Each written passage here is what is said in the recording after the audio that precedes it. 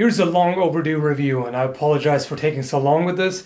It took quite a long time to get enough test footage. First the knee injury, then the recent moving chaos, but here we are finally. So I've got two swords here from Ronin Katana that were sent to me for review.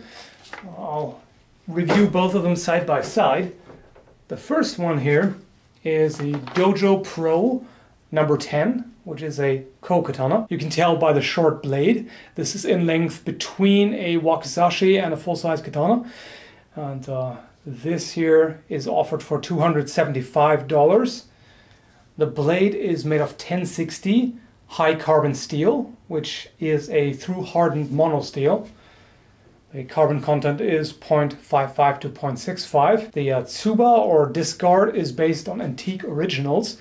I don't know if this is also made of the same steel, but I think it's iron. The website doesn't say specifically. This metal band under the guard, the fuchi, and the kashira, the end cap at the end of the handle, are both made of blackened iron. The grip wrap or ito is made of silk. I don't know if the cover underneath is genuine ray skin or not. The website doesn't say so specifically. And in between you've got a brass Menuki on the top as well as the bottom. The scabbard or saya is made of lacquered wood. It's got a synthetic silk wrap here. And three parts that are made of buffalo horn, namely this reinforcing cap here at the mouth, which is the koguchi. And I'm sure I'm butchering the pronunciation. The kurikata, which is this knob here, and the kojiri, the end cap. And the second one is in a higher price class. This is one of the elite bear blades. The price for this is $575. And it has a traditionally forged tri-laminated blade. Consists of 1095, 1060, and 1045 steel.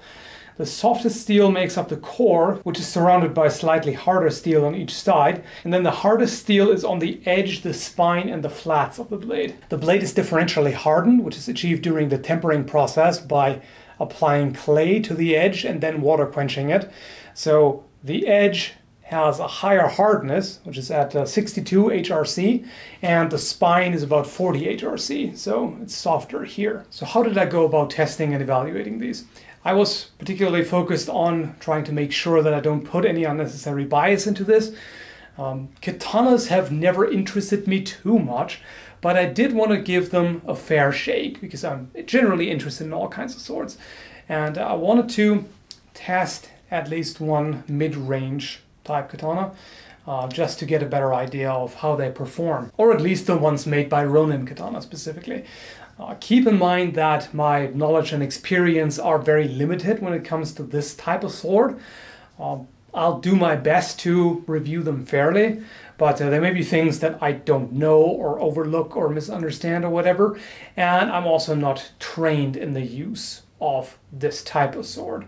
However, I did ask somebody to help me, Eric Bailey, the head instructor at the local HEMA school, Historical European Martial Arts.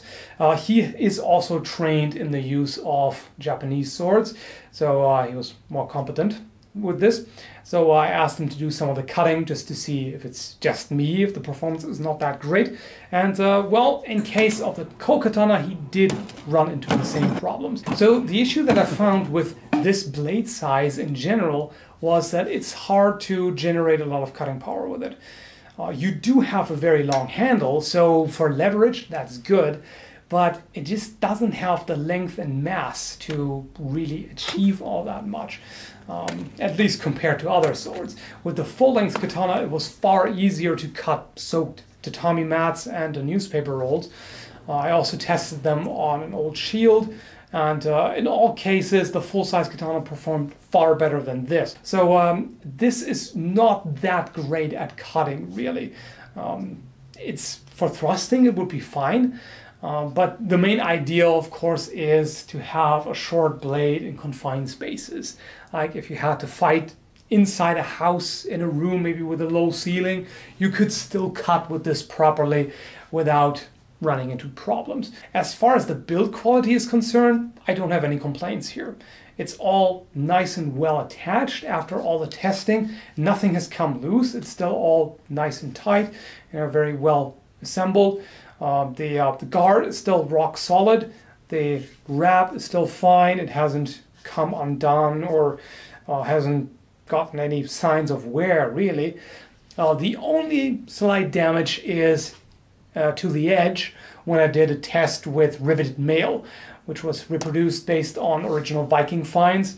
It was made with mild steel rings. An actual Viking mail halberd would have been made of iron, but nowadays iron is a lot more expensive than mild steel, and for testing purposes the two are similar enough. I cannot see any damage anywhere on the mail. As I expected, the blade had no chance of getting through it. It did some minor damage to the rings, not too much really, but it received some edge damage from that. Not excessively, it's relatively easy to fix. You would just have to polish it a little bit. The tip looks worse, and it definitely dulled noticeably. Aesthetically, it's not my cup of tea, but I can still appreciate it for what it is. The Tsuba, in general, I'm not much of a fan of disc guards, but this does look quite nice. It has an interesting pattern, and the hammered look definitely gives it a lot of character. One thing I really don't like about the handle is the placement of the Menuki. I was told by someone who knows a lot more about Japanese swords that this was a fashion phenomenon. They started out on the other side of the grip, on the right side, and then somebody figured, hey, let's put it on this side so that as you're carrying it, it's actually visible to other people. But the problem is it makes it a lot less comfortable because your fingertips actually rest on the section of the wrap that has the Menuki underneath. And this makes it feel very uncomfortable in my opinion. If I switch it around, grip it this way with the Menuki against the palm, this is far better. This feels a lot more natural and comfortable. But this is just awkward. So I wish they would put the Menuki on the other side. I don't know if you can request that, custom options, but might be. So what about the full-size katana? I prefer this by far over the Ko version. Definitely a lot easier to cut with, a lot better performance, better length, more edge to apply, and a bit more heft, although this is still fairly light.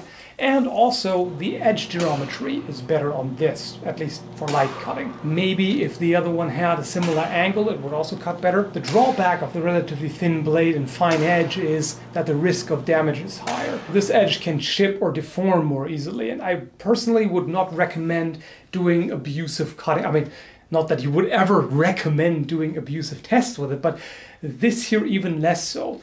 I wanted to see exactly how well it holds up, and I did hack into wood as well, which is really not something that you're supposed to do.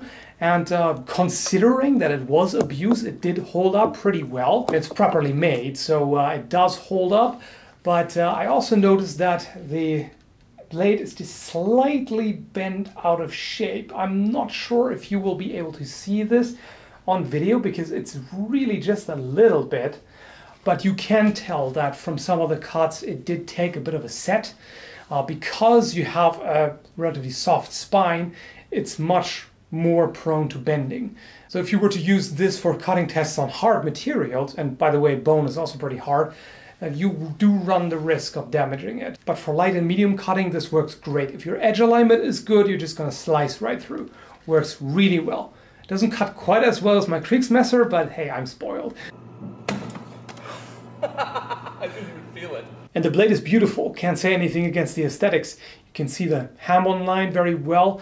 It has a satin polish towards the spine and a mirror polish towards the edge. And that is a very pretty contrast. Looks quite nice. Other than the limited durability due to the way the blade is made traditionally, I only have one issue with it, namely the handle. And you have to take this with a grain of salt because this is not really meant for use. This is really more a mount just for blade storage. This is not a finished handle, but it did crack here from the use. And now I do detect a bit of a wiggle of the blade in the handle. And also when I slide it into the scabbard, there is a bit of a gap.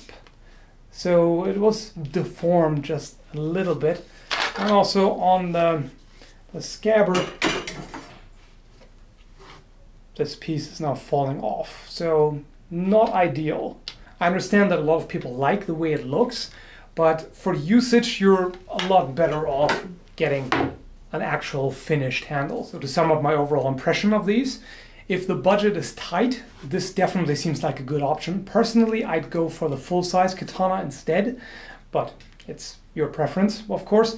As far as the quality is concerned, you know, fit and finish and everything, how well the blade holds up, I can't criticize it at all at the price.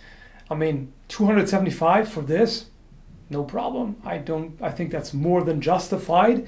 Again, I don't have experience with a lot of different reproductions of Japanese swords, but in and of itself, this seems pretty damn good. If you can spare the money, I would recommend a blade like this. Ideally with full fittings, with guard and handle and everything. But the blade is good for light or medium cutting. If you want to go about abusing it and then hack it into all kinds of things, not the right kind of blade for that. It's really just that the handle doesn't hold up to hard use. If you do only light cutting with it, it's probably going to be fine, but I would definitely recommend getting the other type of handle. But yeah, overall, good blade. Comes very sharp, so it's properly hand polished, the other one as well, but I just prefer the edge geometry on this one here. It's a better cutter by far. So I hope you found the review helpful, and thanks for watching.